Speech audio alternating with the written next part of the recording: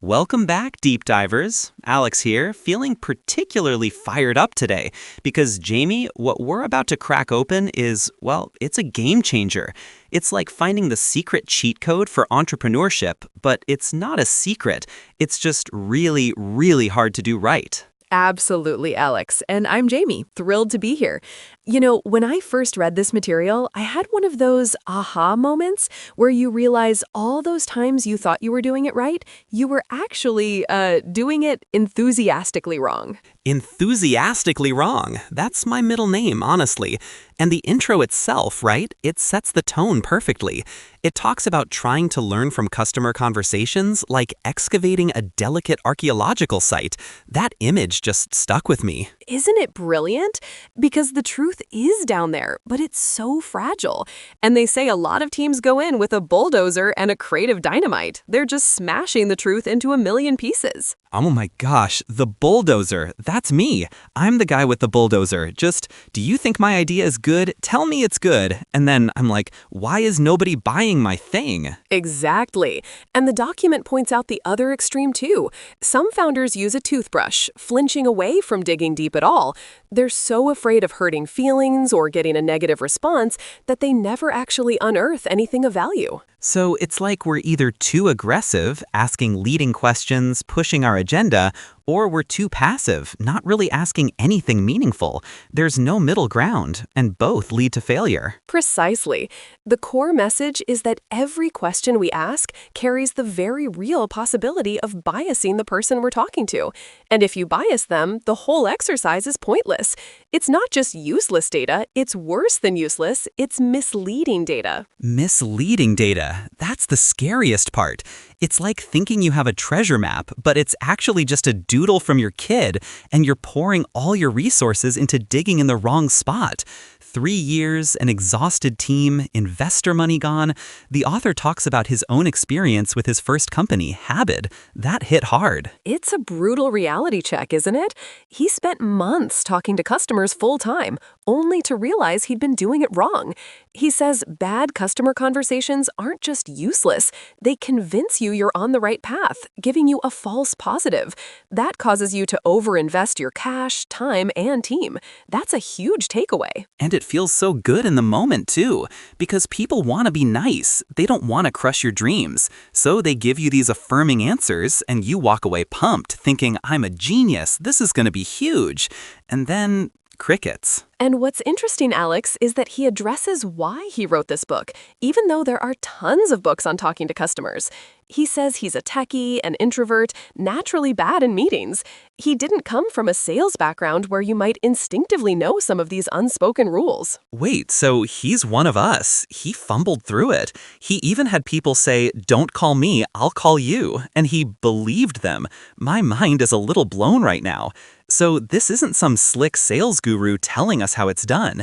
It's someone who's been in the trenches, made all the mistakes, and figured out a practical way forward. Exactly. And that's why it resonates so much. He's built up an exhaustive list of how it goes wrong, and he provides a practical handbook, not a theoretical tome, but how to find people, set up meetings, take notes, all the nitty-gritty stuff. Okay, so this is for anyone who's ever thought, I ought to talk to customers, and then ended up building stuff nobody buys, which, let's be honest, is probably 90% of us. So what is the secret? What's the core principle that changes everything? Well, it all boils down to something ingeniously simple, yet profoundly difficult to implement: the mom test. The mom test. I love that name. My mom would definitely tell me my idea is good no matter how terrible it is. She's my biggest fan, bless her heart. And that's precisely the point. The book starts by saying, people say you shouldn't ask your mom whether your business is a good idea. That's technically true, but it misses the point. You shouldn't ask anyone whether your business is a good idea. At least, not in those words. Whoa, hold on. So the mom test isn't about avoiding your mom, it's about asking questions so good that even your mom can't lie to you about your idea, because she literally won't know it's about your idea? You got it. It's our responsibility to find the truth, and we do that by crafting good questions. The mom test is a set of simple rules for those questions. And the beauty is, if you ask them correctly, they won't even know you have an idea for a business. That's That's so counterintuitive. My brain just did a little flip.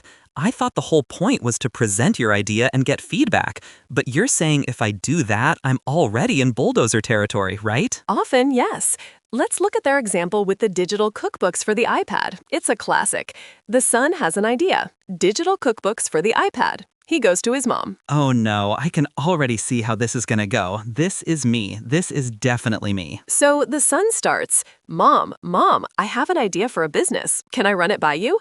Already, he's exposed his ego. He's asking her not to hurt his feelings. And mom, being mom, immediately goes, "Of course, dear, you are my only son and I am ready to lie to you." Exactly. Then he asks, You like your iPad, right? You use it a lot, right? She says yes, because he led her to that answer. Then the kicker. Okay, so would you ever buy an app which was like a cookbook for your iPad? Hypothetical, opinion seeking. "Oh, well, yes, honey, that sounds amazing," she says, even though she's thinking, aren't apps supposed to cost $1? And as if I need another cookbook at my age. But she gives him a feature request just to appear engaged. And the son, our misguided entrepreneur, takes that as validation. He misinterprets the whole thing, quits his job, sinks his savings into the app, and then wonders why nobody buys it. Doing it wrong is worse than doing nothing at all because it gives you that false sense of security. That's soul-crushing. So how do you pass the mom test? How do you get to actual truth even with your own mom? Okay, let's rerun that conversation. This time, the son starts differently. Hey mom, how's that new iPad treating you? Open, about her life, not his idea. Smart.